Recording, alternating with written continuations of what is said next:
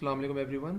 अच्छा, तो आज जो है इस वीडियो के अंदर हम जो है दोबारा से देखते हैं कि स्टेट स्पेस जो अप्रोच है उसमें क्या क्या वेरिएबल्स शामिल होते हैं और उसको आप किस तरह किसी भी सिस्टम के लिए सॉल्व करते हैं। तो स्टार्ट करते हैं। अच्छा जी, तो पहली बात तो ये है कि थोड़ा एक ओवरऑल फील ले लेते हैं कि फील कि मतलब क्या है। तो ये सिस्टम है आपका, ठीक है, ये आपका सिस्टम है which is describe by state variables. ये सब समझ गए हैं कि स्टेट वेरिएबल्स क्या है। डिस्प्लेसमेंट कोई भी आपका वेरिएबल जो है उसको आप ले सकते हैं डिपेंडिंग कि वो ज़रूरी हो सिस्टम का फ्यूचर बताने के लिए, उसको डिफाइन करने के लिए इन फ्यूचर। तो ये आपका स्टेट जो है वो वेरिएबल्स, इसमें x1 x2 जितने डिपेंडिंग कितने आपको चाहिए वो आप हो सकते हैं। नॉर्मली हमारे सिस्टम के अंदर 90% of the time it will be displacement and velocity, क्योंकि हम डायनामिक सिस्टम की बात कर रहे हैं। और मैं बता चुका हूँ आपको कि जो एक्सेलरेशन होता है वो डायरेक्टली डिपेंडेंट होता है वेलोसिटी के ऊपर, तो इसलिए हम एक्सेलरेशन को नहीं लेते हैं स्टेट वेरिएबल। लेकिन ये फिक्स कभी भी नहीं होता है।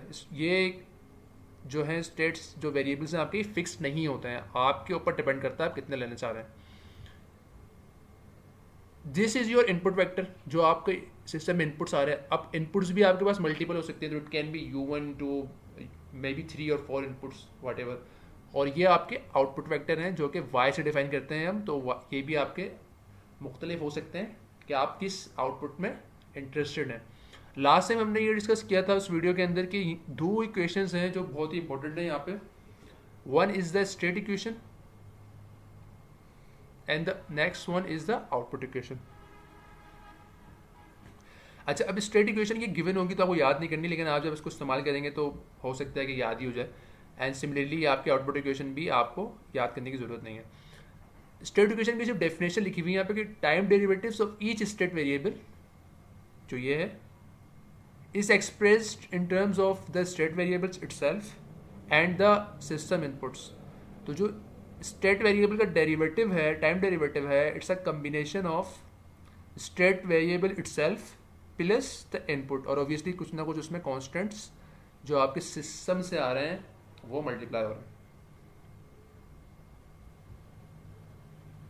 What about the output equation? A set of output equations that relate any output variables, कोई भी आउटपुट वेरिएबल हो सकता है ये आउटपुट वेरिएबल आपके स्टेट्स ही हो और हो सकता है कि डिफरेंट भी हो। तो इट कैन नॉर्मली जो होता है वो हम स्टेट को ही कोई ना कोई आउटपुट ले लेते हैं। फॉर एग्जाम्पल, अगर आप इंटरेस्टेड हैं किसी भी सिस्टम की वेलोसिटी को देखने में, तो ऑब्वियसली आपका velocity will be your output. आपका जो वेलोसिटी होगी वो यहाँ पे आ जाएगी। तो क्या कहता है, a set of output equations that relate any output variables, जितने भी चाहे आप हो सकते हैं, of interest to the state variables again and inputs. तो यहाँ पे क्या डिफाइन करना चाह रहे हैं हम कि जो आपका आउटपुट है वो भी कम्बिनेशन है आपके स्टेट वेरिएबल्स और आपके इनपुट पे, ठीक है। और अगेन सी एंड डी जो है वो आपके जो है वो कांस्टेंट टर्म्स हैं डिपेंडिंग कि आप आउटपुट क्या निकालना चाह रहे हैं उस सिस्टम के लिए। आगे चलते हैं, थोड़ी डेफिनेशन देखते हैं सबकी। तो स्टेट ऑफ अ सिस्टम को किस तरह डिफाइन करेंगे। The state of a dynamic system is the smallest set of variables called state variables, ठीक है, such that knowledge of these variables at time t is equal to t naught together with knowledge of the input for t when t is greater than or equal to t naught completely determines the behavior of the system for any time when t is greater than or equal to t naught। तो इसका मकसद ये है जो state variables होते हैं वो smallest set of terms हैं, स्टेट ऑफ वेरिएबल्स हैं, जिससे आप फ्यूचर में जो है वो सिस्टम को डिफाइन कर सकते हैं कम्प्लीटली। मतलब सिस्टम की जो डायनामिक बिहेवियर है उसको आप कम्प्लीटली डिफाइन कर सकते हैं। तो ये कहलाते हैं स्टेट वेरिएबल्स। तो वो मिनिमम अमाउंट चाहिए होती है आपको। फॉर एग्जांपल, अगर आपको सिस्टम को फ्यूचर में डिफाइन करना है उसके लिए सिर्फ डिस्प्लेसमेंट और वेलोसिटी की रिक्वायरमेंट है, तो इसका मतलब आप उस सिस्टम के लिए आपको दो स्टेट वेरिएबल्स चाहिए which is displacement and velocity. अच्छा, अब the next one is state variable. तो वो जो स्टेट निकाले हैं आपने वो स्टेट वेरिएबल हो गए हम यहाँ पे, यानी कि जो डिस्प्लेसमेंट और वेलोसिटी मैंने निकाली है तो वही आपके स्टेट वेरिएबल्स कहलाएंगे। तो बेसिकली इंटर रिलेटेड हैं ये दोनों चीज़ें। स्टेट को हम एक ओवरऑल में डिफाइन कर रहे होते हैं और जो उसमें वेरिएबल्स होते हैं उसको स्टेट वेरिएबल कहते हैं हम। तो यानी कि आपके जो डिस्प्लेसमेंट और वेलोसिटी होंगे वो स्टेट वेरिएबल होंगे। What about state vector. तो अगर let's suppose if n variables are needed to completely describe the behaviour of the dynamic system, हमारे पास दो हैं, ठीक है, velocity and displacement, then these n variables can be considered as n components of a vector x, such a vector is called state vector. तो अगर हम जितने आपने स्टेट वेरिएबल्स निकाले हैं उसको हम अगर एक वेक्टर में डाल देंगे, फॉर एग्जांपल अगर हम एक वेक्टर बना लें जिसमें एक डिस्प्लेसमेंट और वेलोसिटी आ रही हो जो आपके स्टेट वेरिएबल्स हैं, तो इसका मतलब वो जो वेक्टर है वो कहलाएगा स्टेट वेक्टर, क्योंकि उसमें स्टेट वेरिएबल्स आ रहे हैं, simple. And the last one is state space. State space is defined as the n dimensional space in which the components of the state vector represents its coordinate axis. Basically जो भी state space है आप इसको define कर सकते हैं, it's just like जो है आपके कोऑर्डिनेट्स हैं स्पेस के अंदर कि कहाँ पर हैं आप डिस्प्लेसमेंट और वेलोसिटी में कितने यूनिट्स पर हैं. थोड़ा सा एडवांस होता है ये तो उस तरफ नहीं जाएंगे, लेकिन जो स्टेट स्पेस जो स्पेस का कॉन्सेप्ट है वो यही है कि आप इस वक्त आपकी वैल्यू क्या है डिस्प्लेसमेंट की और वेलोसिटी की, कि आप 3 मीटर्स दूर हैं तो जो 3 मीटर्स है मे बी वो आपके एक्स एक्सिस के ऊपर हो, और जो आपकी वेलोसिटी है कि आप वो 5 मीटर पर सेकंड है तो हो सकता है आपकी जो वेलोसिटी हो वो वाई एक्सिस पर हो. इट डिपेंड्स है कि आपकी कोऑर्डिनेट एक्सिस है. तो हम कोऑर्डिनेट एक्सिस को यूज़ करते हुए तो डिफाइन नहीं करेंगे यहाँ पे, तो इसलिए जस्ट फॉर इन्फॉर्मेशन है ये चीज़.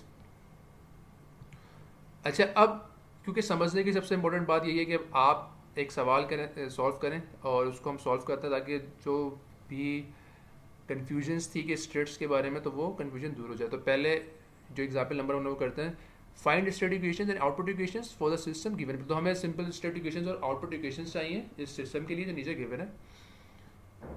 So, पहला स्टेप क्या था, how to find the number of state variable required, और ये हमें सब generally number of states must be equal to the number of energy storage components in the system. तो अगर मुझे सबसे पहले ये निकालना है कि मुझे कितने स्टेट वेरिएबल्स रिक्वायर्ड है सिस्टम को कम्प्लीटली डिफाइन करने के लिए, तो वो मैं इस तरह देखता हूँ, मैं ये अंदाज़ा लगाता हूँ, मैं ये जज करता हूँ कि मेरे सिस्टम के अंदर how many components are there जो कि एनर्जी स्टोर करता है. तो अगर इस सिस्टम को देखें, स्प्रिंग ऑब्वियसली एनर्जी स्टोर करता है, potential energy, mass obviously kinetic energy, but damper कोई एनर्जी जो है वो स्टोर नहीं करता, वो डिसिपेट करता है. तो इसका मतलब यहाँ पे 2 कंपोनेंट्स ऐसे हैं जो आपकी एनर्जी स्टोर करते हैं. तो कितनी रिक्वायरमेंट है आपकी स्टेट वेरिएबल्स की, यहाँ पे आपकी जो स्टेट वेरिएबल्स की रिक्वायरमेंट है वो 2 है यहाँ पे. तो आपको 2 वेरिएबल्स यहाँ पे डिफाइन करने पड़ेंगे. अच्छा, ये दोबारा वही जो इक्वेशंस थी वो हमने यहाँ लिख दी हैं. तो आपको 2 चाहिए चीज़ें, बेसिकली स्टेट इक्वेशन चाहिए आपको और आउटपुट इक्वेशन चाहिए.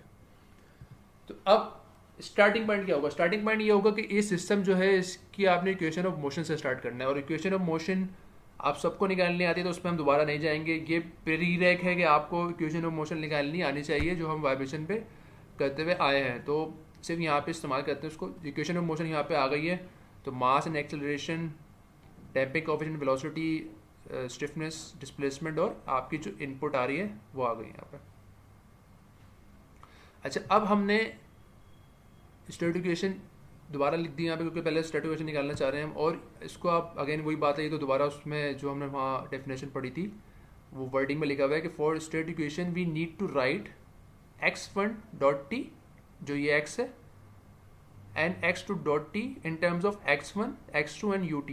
तो क्योंकि हम ये डिफाइन कर चुके हैं कि आपको 2 स्टेट वेरिएबल की रिक्वायरमेंट है यहाँ पे, और हम स्टेट वेरिएबल्स को हमेशा x से डिफाइन करते हैं, तो ये जो x है it's a combination of 2 state variable in this case, क्योंकि हमें 2 की रिक्वायरमेंट है. This x is a vector which comprises of x1.t and x.2t, और again it should be combination of x जो कि x1 और x. तो यहाँ पे जो x है वो भी आपके 2 कंपोनेंट्स हैं, x1 है और x2 है. तो इन शॉर्ट क्या करना चाह रहे हैं आप, जो आपके जितने भी स्टेट वेरिएबल्स हैं उसके डेरिवेटिव को you are writing in terms of states, यानी कि x1 और x2 और इनपुट. ठीक है. अच्छा जी, तो पहले हम ये डिफाइन कर लेते हैं भाई कि हमने डिफाइन कर दिया जो हमने यहाँ पे बात की थी कि हमने x1 और x2 को अपने 2 स्टेट ले रहे हैं हम. तो x1t is our first state, x2t is our second state, और इसको हम इस तरह लिख देते हैं कि हम जो है x1 को डिफाइन कर रहे हैं. अगेन मैंने बताया था कि आपको इट्स वेरी इजी कि आप जो है नॉर्मली हम वेलोसिटी और डिस्प्लेसमेंट को अपने स्टेट्स लेते हैं। तो यहाँ पे अगर सिस्टम को देखें आप, u is your input, y is your displacement of the mass, ठीक है। तो पहला जो स्टेट वेरिएबल है वो तो y हो गया आपका, और जो सेकंड स्टेट वेरिएबल है वो y का डेरिवेटिव हो गया। तो y which is displacement is your first state variable x1, y dot which is your velocity is your second state variable which is x2, ठीक है। तो एक हम स्टेट वेरिएबल ले रहे हैं वो डिस्प्लेसमेंट को ले रहे हैं, और तो सेकंड हम स्टेट वेरिएबल ले रहे हैं वो वेलोसिटी को ले रहे हैं। तो यू कैन सी स्टेटली कि जो आपका y डॉट था जो कि फर्स्ट डेरिवेटिव था, उसको हमने कन्वर्ट कर दिया इनटू अ सिंपल टर्म जिसमें कोई डेरिवेटिव नहीं लिया है आपने सिस्टम का। तो x1 x2 है खाली। अच्छा जी, अब जो ये तीन इक्वेशंस थी जो हमने तीन इक्वेशन सिस्टम की निकाली, पहली जो आपकी डिफरेंशियल इक्वेशन आई है, और ये दो इक्वेशंस जो आई हैं जो कि सिर्फ आपने रिलेट किया है अपने वेरिएबल्स को इन टर्म्स ऑफ स्टेट, वो हमने आगे दोबारा लिख दिए हैं इस स्लाइड के ऊपर, और उसको नाम दे दिया हमने ए बी और सी इक्वेशन का। अब ये तीन इक्वेशन को इस्तेमाल करते हुए मुझे अपने स्टेट की इक्वेशन चाहिए, ठीक है। जितने आपके स्टेट वेरिएबल्स होंगे उतनी ही आपको स्टेट की इक्वेशंस चाहिए। तो यहाँ पे हमारे पास कितने वेरिएबल्स हैं? दो वेरिएबल्स हैं स्टेट के, क्योंकि x1 और x2 आपके दो स्टेट वेरिएबल्स हैं।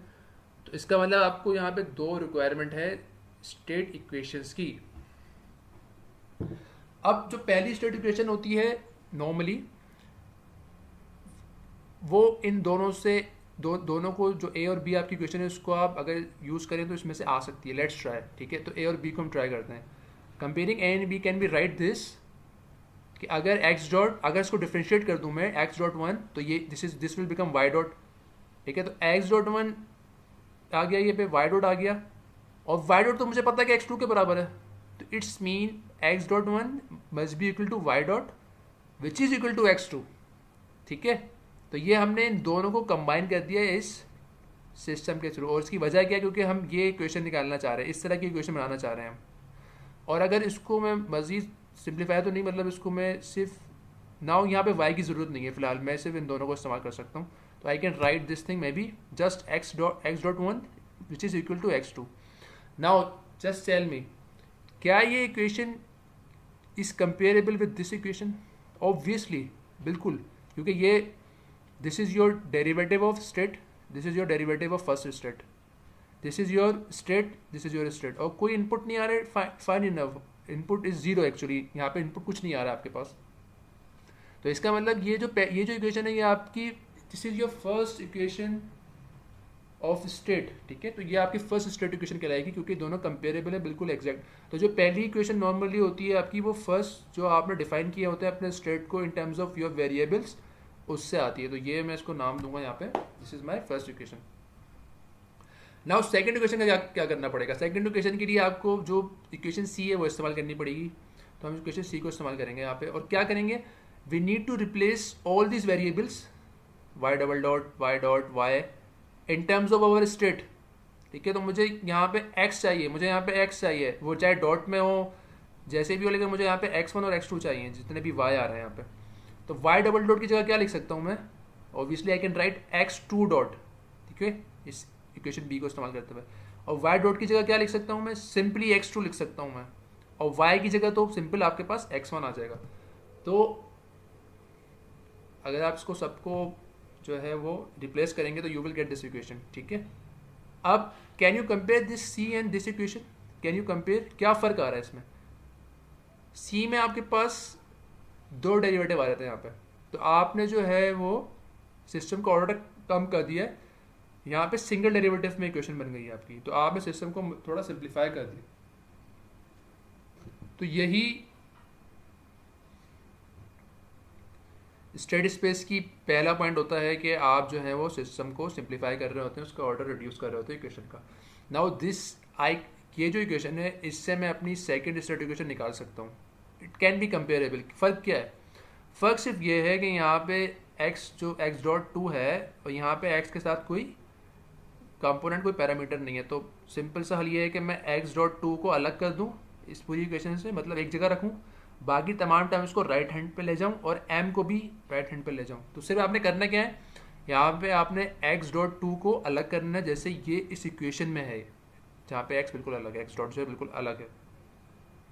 तो इसको आप अगर अलग कर देंगे तो you will get something like this, x dot to का आपने अलग कर दिया और सब चीज़ें वहाँ चली गई. Now can we compare this equation with this thing?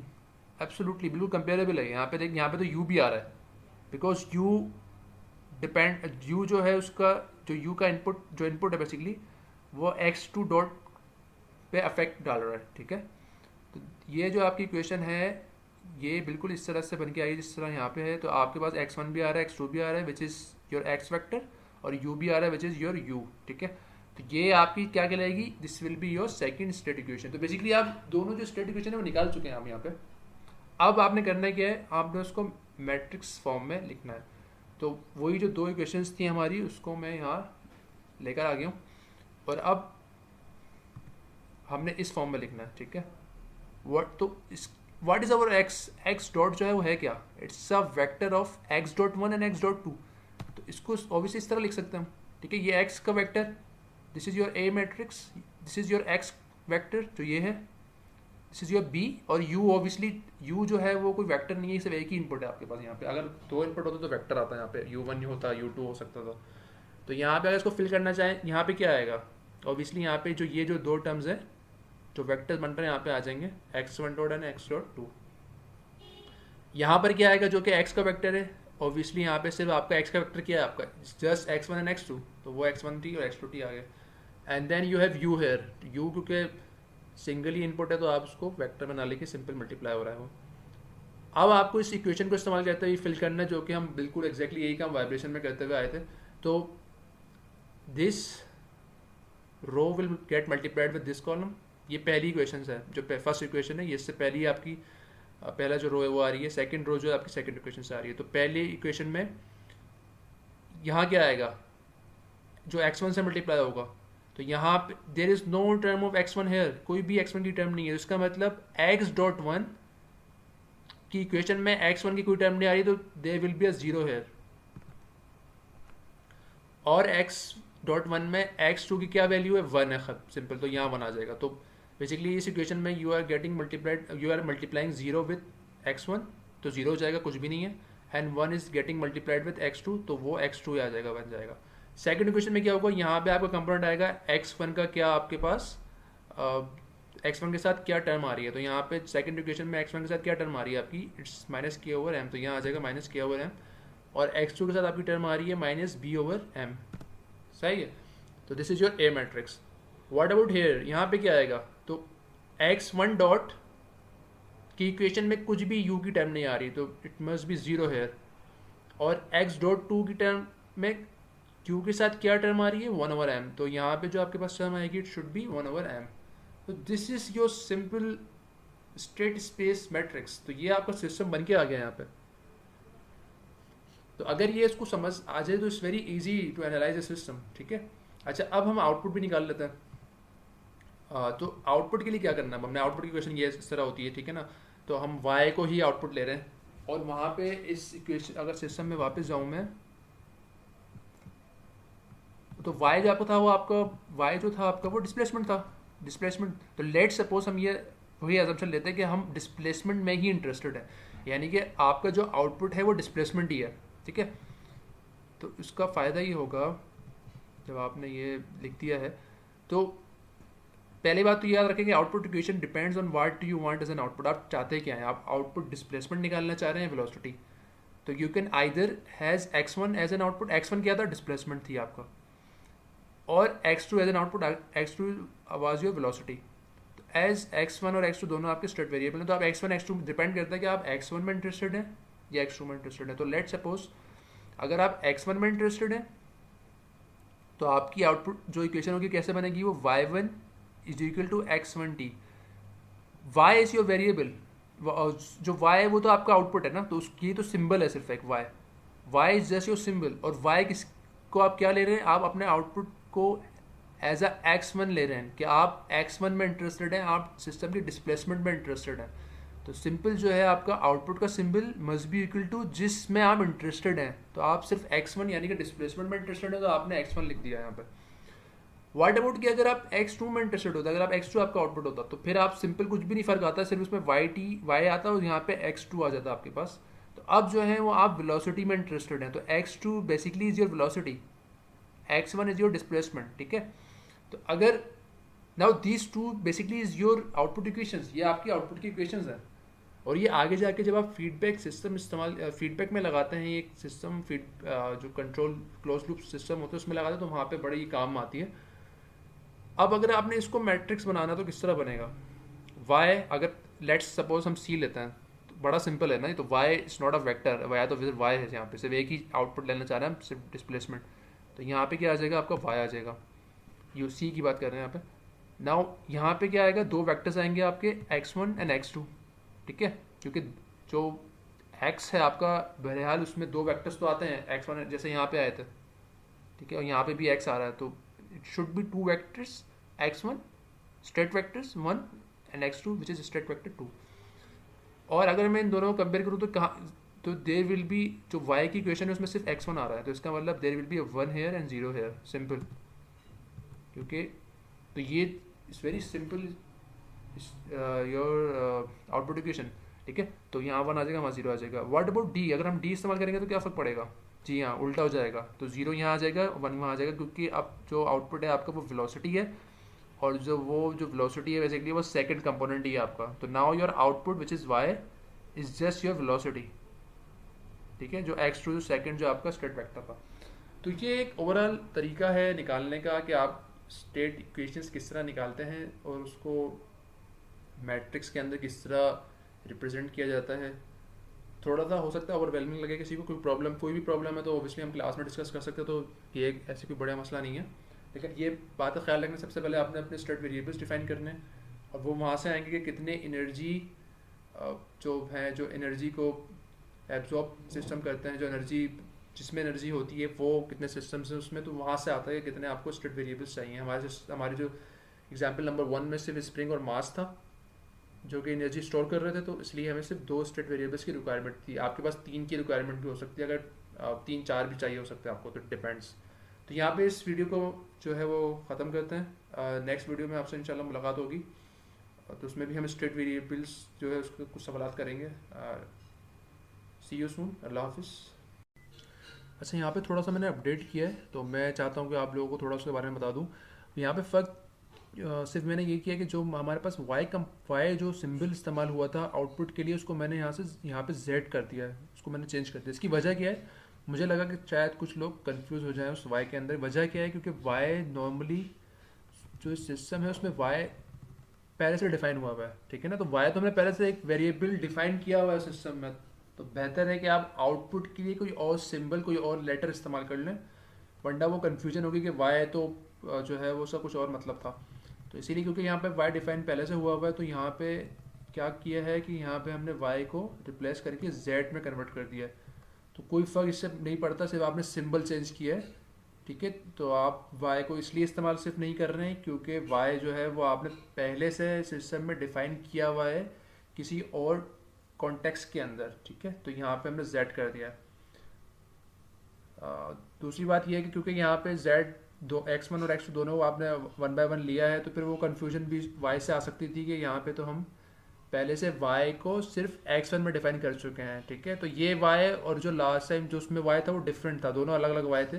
तो इसीलिए बेहतर ये है कि आप उसको अलग ही वेरिएबल से डिफाइन करते हैं। आप उसको z कहते हैं, आप उसको d कहते हैं, w कहते हैं, जो भी कहना चाहें आप उसको कह सकते हैं, क्योंकि वो सिर्फ एक सिंबल है जो कि आउटपुट के लिए इस्तेमाल हो रहा है।